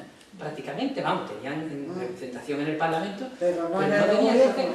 Hay una gran diferencia, y es que mientras que uno defendían el orden constitucional con un gobierno además moderado, que era republicano de burgueses de izquierda, ¿no? Como era aquí, por ejemplo, Antonio Galiardo, etcétera, etcétera, y los otros fueron los que se levantaron, pero es que se levantaron y empiezan a juzgar a la gente y lo juzgan por rebelión, o sea, por lo que ellos han cometido. Y por auxilio a la rebelión, y condenan a muerte, etcétera, etcétera. Pero además, mientras que los que tienen mando en la República, las autoridades, tratan por todos los medios de evitar las muertes, que es verdad que hay individuos que la hacen y son tan execrables como cualquiera, yo aquí recojo una religiosa sanroqueña que mataron en Cataluña. Pues por supuesto que sí. Pero esa supuesta revolución que ellos dibujaron para justificarse y demás, la revolución viene después, la provocaron ellos. Claro. Entonces, cuando se producen esos revolucionarios... Y merecería, tema de otra conferencia sería el papel de la Iglesia en la represión. Cardenal Isidro Gomá y la pastoral de todos estos, ¿verdad? Y como un simple informe de un curita de barrio era una sentencia de muerte.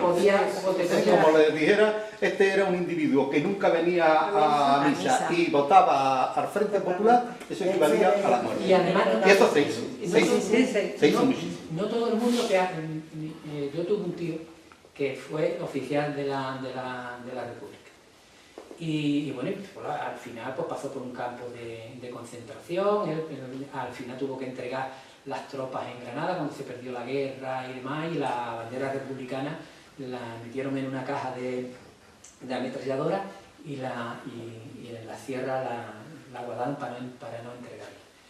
Y recuerdo que por todos los medios trataron de hacerle la vida imposible, por los pueblos que pasó, los propios dirigentes, los alcaldes que entonces habían puesto las nuevas autoridades informaban favorablemente. Él se opuso a cuando había se quería pues, quemar una iglesia o atentar contra alguien, él como oficial del ejército lo impedía. Bueno, y el director general de instituciones penitenciarias de la época, el Ángel Rojo, igual, y era la máxima autoridad y lo trató de evitar por todo el mundo. Pero incluso lo que pasó en San Roque, que evidentemente a las personas que mataron fue un crimen, ¿no? Porque hay que tener muy mala sangre para matar a una persona y porque piense de manera diferente, lo que sea. Pero incluso los grupos que actúan, porque hay que situar cada grupo en cada sitio. Y al final los meten a todos por la misma causa. Porque no todos los grupos actuaron igual. Porque los grupos que cercan del cuartel, de la Guardia Civil, que tenían a la mujer de Colodrero, hubiese sido una infamia, por supuesto, pero que tenían a la mujer de Colodrero y varios hijos que no pudieron alojarse en el cuartel, al final acaban dejándolo. Es más, los dos que mandan al cuartel acaban cogiendo los fusiles en el cuartel. Y es verdad que hay un grupo que, digamos, que es más montaraz o más violento, que es el que acaba fusilando a esta gente. Por supuesto, es un crimen. Acaba fusilándolo porque, claro, se dan cuenta de que el cuartel no lo han entregado, de que los rehenes han quedado allí y demás. No lo justifica, pero digo que no todos los grupos actuaron igual. Pero es más, a Ángel Ortega, que lo fusilan precisamente, lo matan, lo ejecutan después de un consejo de guerra aquí en Cádiz, en Puerto Tierra, en Cádiz, le adjudican las muertes de ese día. Y Ángel Ortega no formó parte de ese grupo, y yo creo que en el libro que escribí sobre la tragedia de la familia y demás, de Ortega, Pasión y Triunfo de Luis Ortega Bru, que escribí con Rubén, creo que demuestro que él no estuvo en el grupo que mataron a esta gente. Porque además ese grupo estaba en la calle Algeciras. y además actuó de manera muy moderada, porque sí, él era el presidente del Partido Sindicalista, un hombre de una conciencia de clase increíble y demás, pero no era violento, en absoluto, en absoluto. Y él salva a la familia de Vázquez de Sola, que vivía entonces en la calle Algeciras, eso dicho por su propia familia, ¿eh? Él se niega a entrar en la puerta, en la casa, pero después cuando van a detener a Francisco Ahumada, que después muere en el frente como falangista y demás, el padre era farmacéutico aquí, un hombre conocido y demás, él mismo dice, respecto de Luis Ortega Brusco, que iba en el mismo grupo que el padre, dice, se queda en la puerta, dice, y evita el registro, se niega a registrar la casa. Pero además, hombre, Luis Ortega Brusco era de la Juventud Libertaria, era un hombre de, eso se ha olvidado la gente, pero era un hombre de ideas también. Y además dice él en la declaración, el padre de Ahumada dice, si hubiesen buscado, a mí lo hubieran encontrado a mí. O sea, porque tampoco era un sitio donde había gente buscando por todas las habitaciones, ¿verdad? Dice, pero él se queda en la puerta. Y al final, en el caso de Ángel Ortega, es que es tremendo, porque él no forma parte del grupo violento que fusila a nadie ni nada. Y además la chata de que él es el que va indicando las casas, deteniendo a la gente y todo el tinglado. Cuando él en un momento dado, en uno de los cruces con un grupo, el grupo con el que se encuentra lo acaban a él desarmando, que lo que tiene es un sable de ese cuartel de carabineros, de caballería, que es el único arma que él lleva, y le acaban quitando. Entonces él le explica que no, que él forma parte, que él es republicano y demás. O sea, hasta ese punto. Y si ves el proceso, pues resulta que él mató a esta gente, los mató él. Pero vamos, y que además alentó para matar a más gente y demás. O sea, fue, y tú dices, es que hay que darse cuenta la mala idea que hay que tener, ¿no? Las malas ideas que hay que tener, que llegaba un tío y decía así, porque yo creo que lo vio. Estaba en la calle, eso se decía en San Roque. Estaba en la calle, eso podía suponer la pena de muerte para cualquier persona, ¿eh? Estaba en la calle, o sea, estaba en la calle, por lo menos tú o te asomaste o te cogió en la calle porque tú no sabías ni quién iba a venir, ni quién iba a estar, y ahora resulta que tú habías formado parte de la gente que habían matado a estas personas de derecha. O sea, es que no tenía por dónde cogerse, pero es que es tan grave que hoy ya lo único que podemos hacer es intentar yo qué sé, sacar documentación que demuestre hechos veraces, ¿no? O sea, que no sea... Pero yo creo que eso es Claro. Aquí, por ejemplo, el tema de los prisioneros, más de 30.000 prisioneros en el campo de libertad. Sí. No, Bueno. solamente un detalle. Venga. Y tú y tu hijo sois ejemplo de las cosas que se pueden hacer. Claro. Vosotros. Bueno, muchas gracias, Antonio.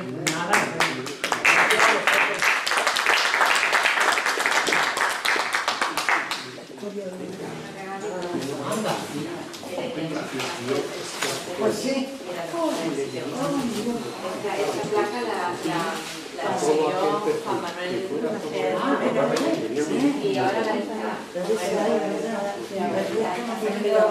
Dice, la represión duró hasta que como muy pronto, en el 75, el año de represión y de hasta que terminó Franco. Y un poquito más. Bueno,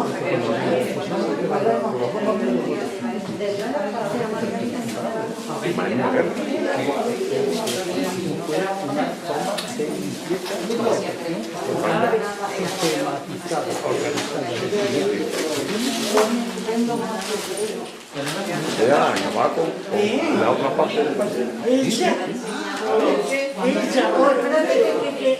espérate, no le han dado los papeles. No le han dado los papeles, todavía no tengo papeles. Y le dice, El levantarme. El levantarme. hay que acabar con media.